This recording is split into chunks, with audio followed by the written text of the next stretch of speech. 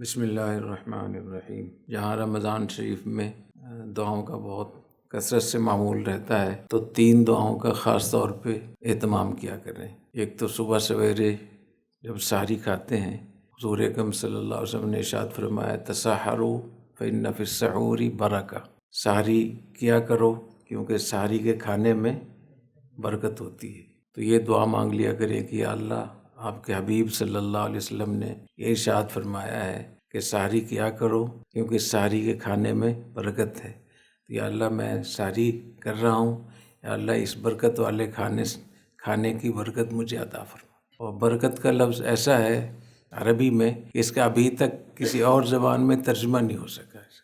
اتنا زبردست یہ لفظ ہے، اس میں اتنا عموم ہے کہ جسمانی صحت ہو، روحانی صحت ہو، علمی صحت ہو، ہر چیز میں برکت۔ اور یہ اصول بھی ہے کہ جب قرآن حدیث میں کسی چیز کا ذکر آ جائے، کسی خیر کا، کسی اچھی بات کا یا کسی اہم بات کا، اور اس کا محل ذکر نہ ہو، یہ نہ بتایا جائے کہ یہ کس چیز میں یہ خیر ہوگی، تو اس میں عموم ہوتا ہے۔ تو یہ فرمایا کہ سحری کے کھانے میں، سحور مانا سحری کا کھانا، اس میں برکت ہے۔ کس چیز میں برکت ہوگی؟ صحت میں، جسم میں، روحانیت میں، مال میں، اولاد میں۔ یہ ذکر نہیں کیا، اس کا مطلب ہے کہ ہر چیز میں برکت ہوگی۔ وہ خیر جو اللہ تعالیٰ کی طرف سے تحفتاً دی جائے، وہ خیر جو اللہ تعالیٰ کی طرف سے تحفتاً دی جائے، انعام کے طور پہ دیے جائے، اس کو برکت کہتے ہیں۔ تو جو لوگ بہت سارے امراض میں مبتلا ہیں، پریشان رہتے ہیں، تو جہاں وہ اور دوائیں کھاتے ہیں تو یہ دعا بھی کر لیا کریں۔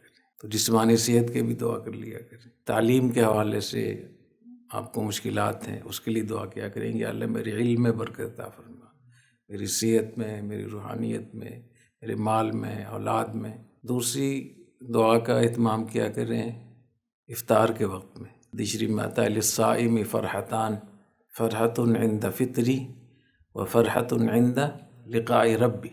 فرمایا کہ روزے دار کو 2 خوشیاں ملتی ہیں، ایک خوشی افطار کے وقت ملتی ہے اور دوسری خوشی موت کے وقت جب اللہ سے ملاقات ہوتی ہے۔ تو اللہ تعالیٰ سے دعا مانگا کریں کہ یا اللہ ایک خوشی تو آپ نے ہمیں دکھا دی۔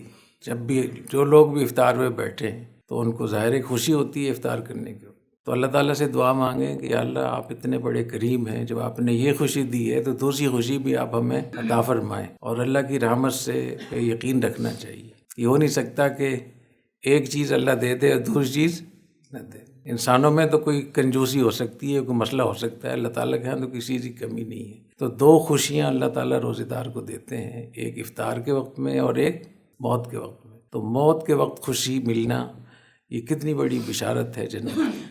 تیسری دعا رمضان کے روزے اور ایام بیض کے روزوں پہ یہ بھی نیت کر لیا کریں کہ نبی کریم صلی اللہ علیہ وسلم نے ارشاد فرمایا کہ رمضان کے روزے اور ایام بیض کے روزے یذہبن وحر الصدر، اس سے سینے کا میل کچیل دور ہوتا ہے۔ رمضان کے روزے بھی میل کچیل دور کرتے ہیں، اور ایام بیض کے روزے بھی، جو 3 روزے ہوتے ہیں نا قمری تاریخ کے، 13، 14، 15 تاریخ کے جو روزے ہوتے ہیں، تو اللہ نے ان روزوں میں یہ خاصیت رکھی ہے کہ دل میں جو حسد، بغض، کینہ اور جتنے بھی میل کچیل ہوتا ہے، گند ہوتا ہے، ہم گناہ کرتے ہیں، اس کی وجہ سے میل کچیل وہاں جمع ہوتا ہے، تو ان روزوں سے وہ میل کچیل دور ہوتا ہے۔ تو یہ بھی دعا کر لیا کریں کہ یا اللہ ہمارے دل کو صاف کر دے، ہمارے دل کو میل کچیل سے دور کر دے۔